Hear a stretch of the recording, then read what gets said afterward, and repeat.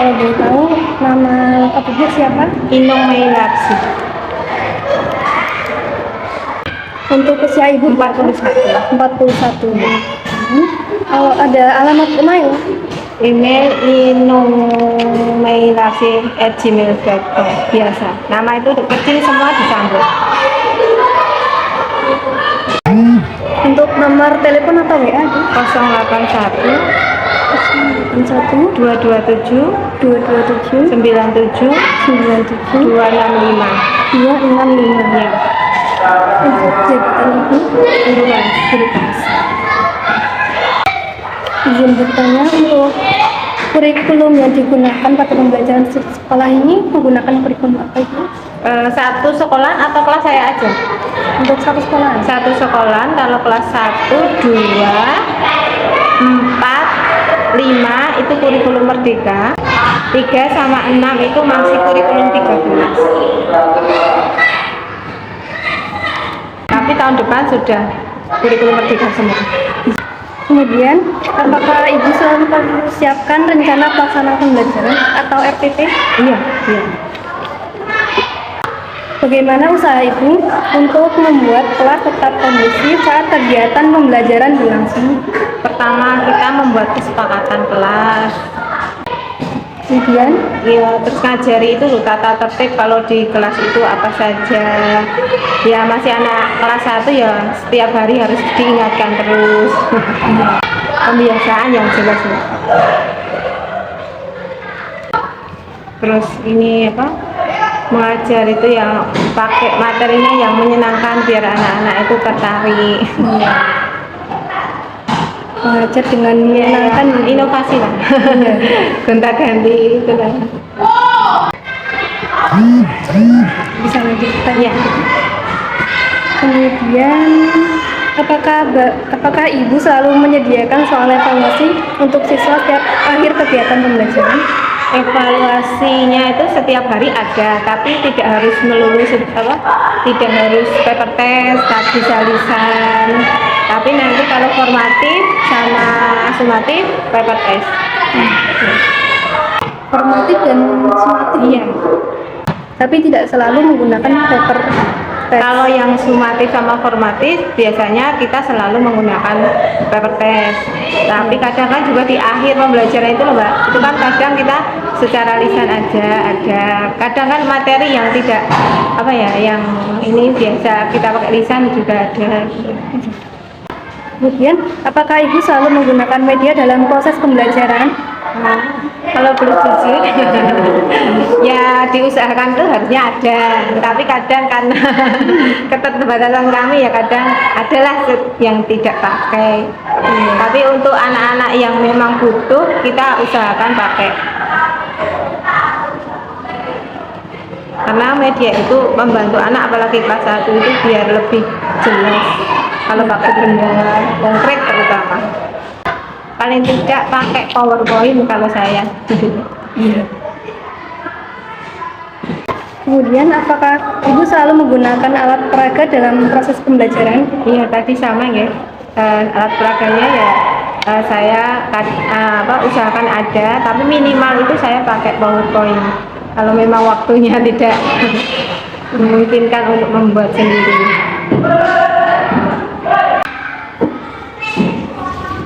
Apakah yang dilakukan ketika ada siswa yang tidak tertib dalam kegiatan pembelajaran berlangsung? Ya tadi Sabtunya kita nasihati, kita bimbing, kita arahkan, ya kita kasih penjelasan supaya tertib.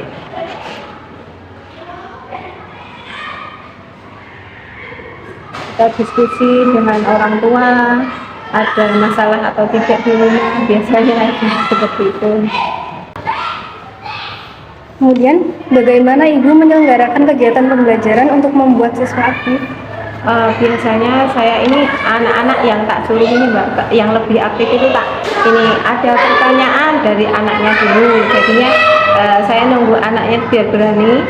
Terus apa yang ingin kamu ketahui hari ini, seperti itu.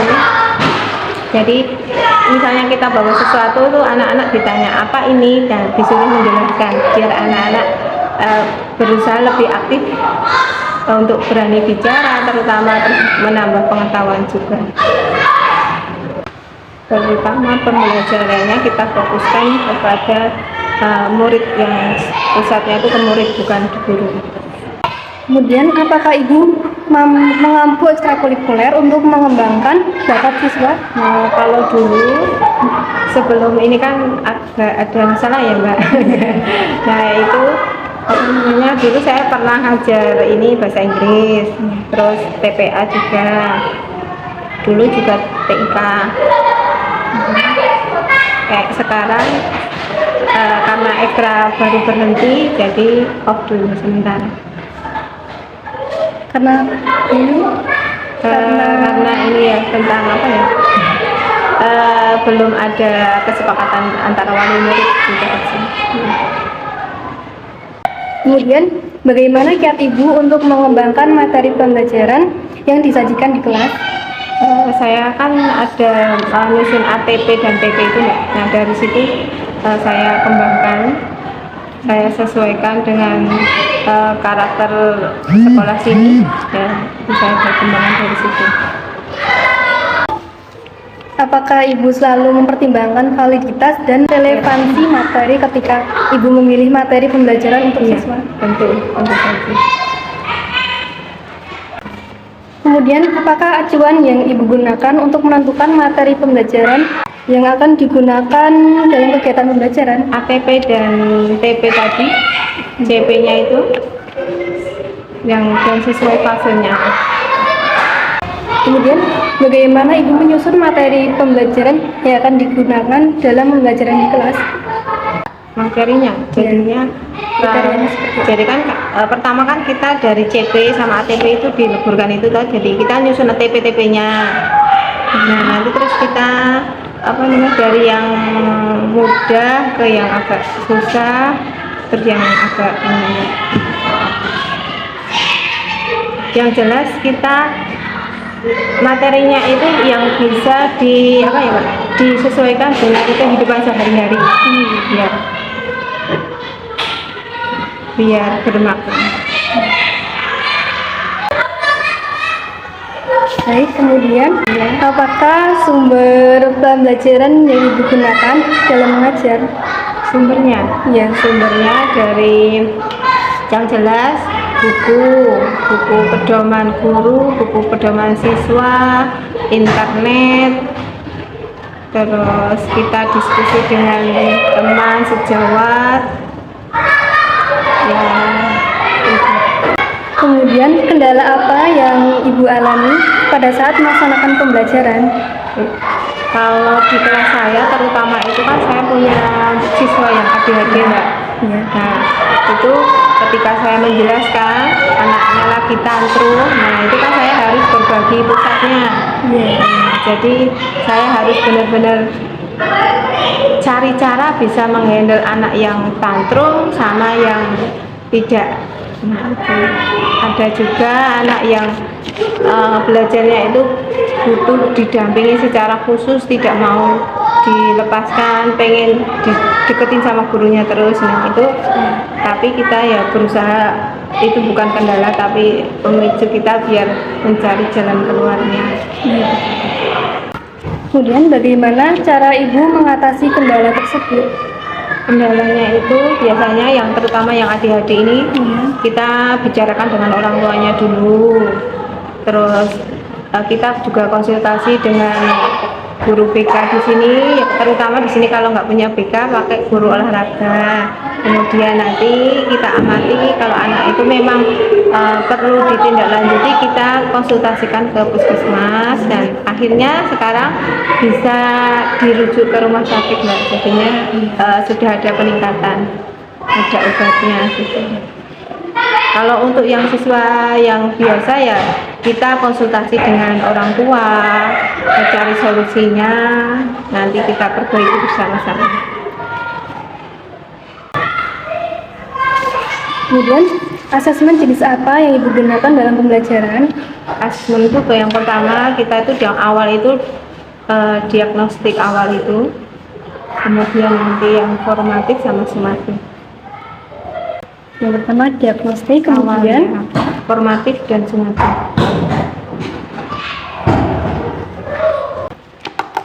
baik, sekiranya hanya ini saja yang dapat saya sampaikan. Apabila saya terdapat salah kata, mohon maaf Ibu. Ya, Terima kasih sebelumnya Sama-sama. atas waktu yang telah Ibu luangkan. iya, sama-sama.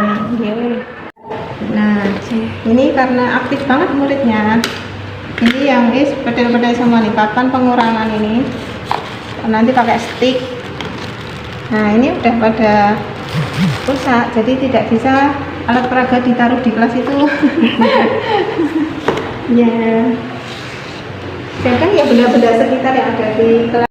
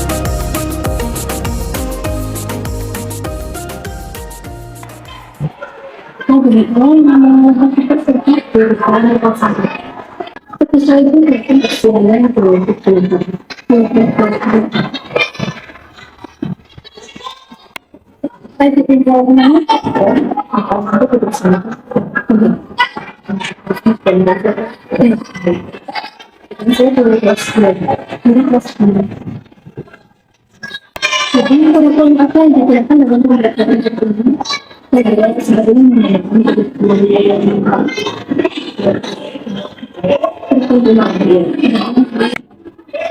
Selalu mempersiapkan rencana pelaksanaan pembelajaran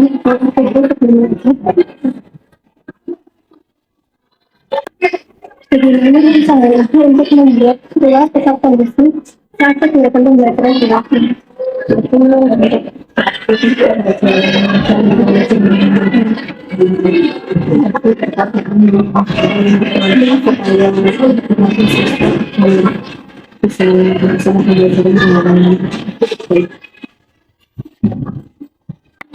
Apakah Ibu selalu menyediakan solusi untuk siswa tetap istiqomah setiap kali kegiatan pembelajaran? Apakah Ibu selalu menggunakan pembelajaran? Tidak selalu. Bisa kita belajar satu teknologi kayaknya enggak ya. Contoh dari bank ini ya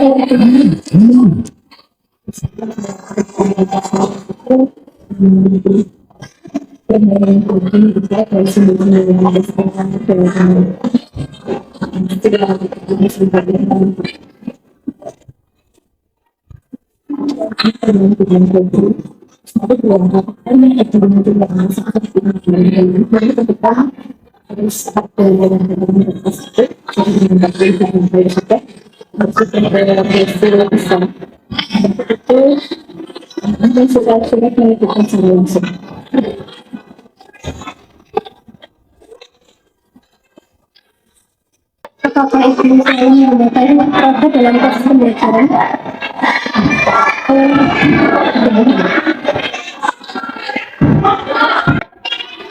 Kalau untuk ini contohnya selain yang terus misalnya bisa dengan ayat yang besar yang melayani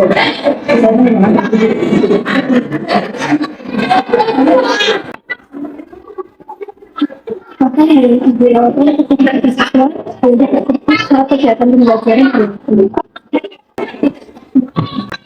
sehingga ini kita menggunakan kegiatan pembelajaran untuk membuat siswa aktif dengan suasana yang pembelajaran apakah ibu mengambil satu kuliah untuk mengembangkan bakat siswa?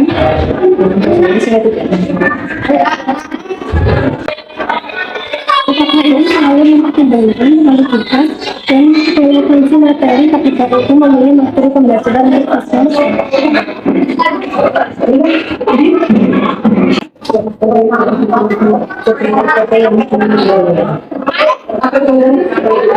Bagaimana tiap itu untuk mengembangkan materi pembelajaran yang dijadikan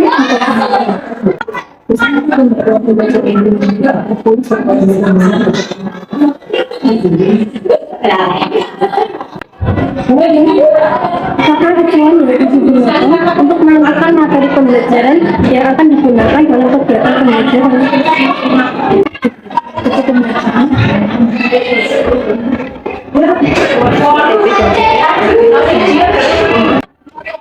Bagaimana sih menyusun materi pembelajaran yang akan digunakan dalam pembelajaran itu? semua sesuai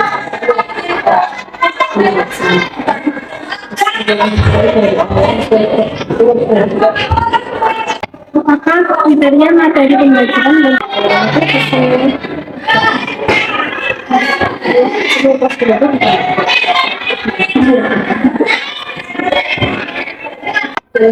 pembelajaran yang bisa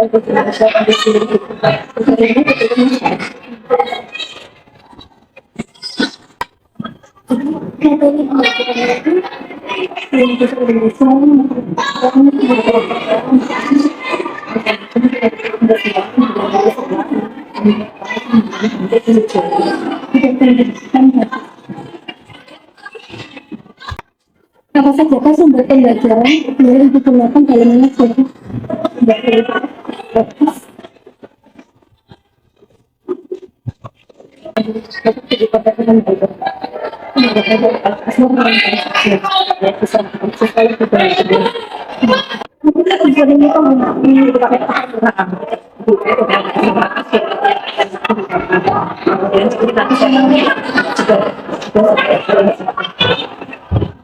Kendala apa yang aku alami pada saat melaksanakan pembelajaran? Mungkin ada kesulitan dari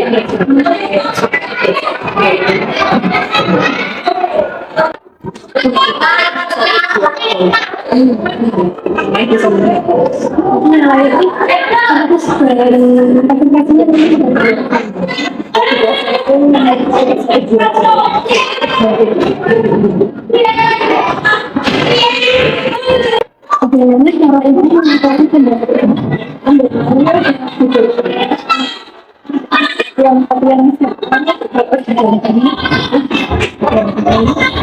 yang Kalau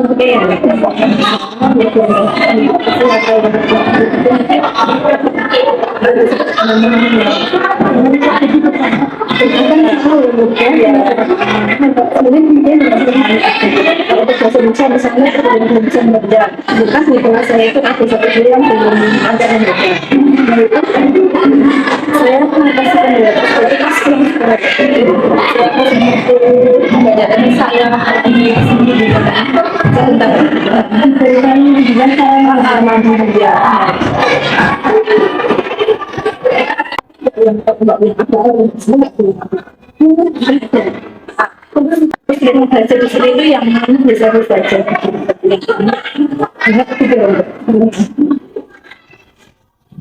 kalau untuk kepentingan kamu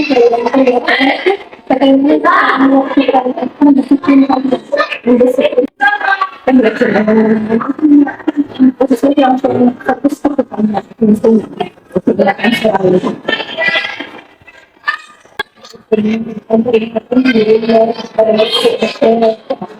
memberikan misalnya motivasi supaya dengan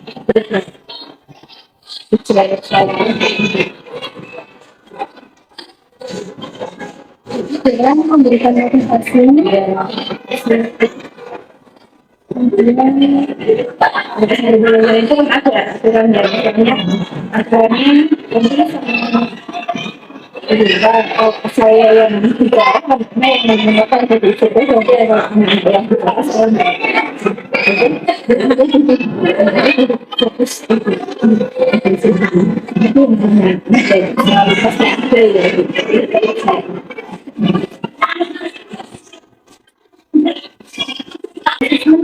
yang digunakan dalam asosiasi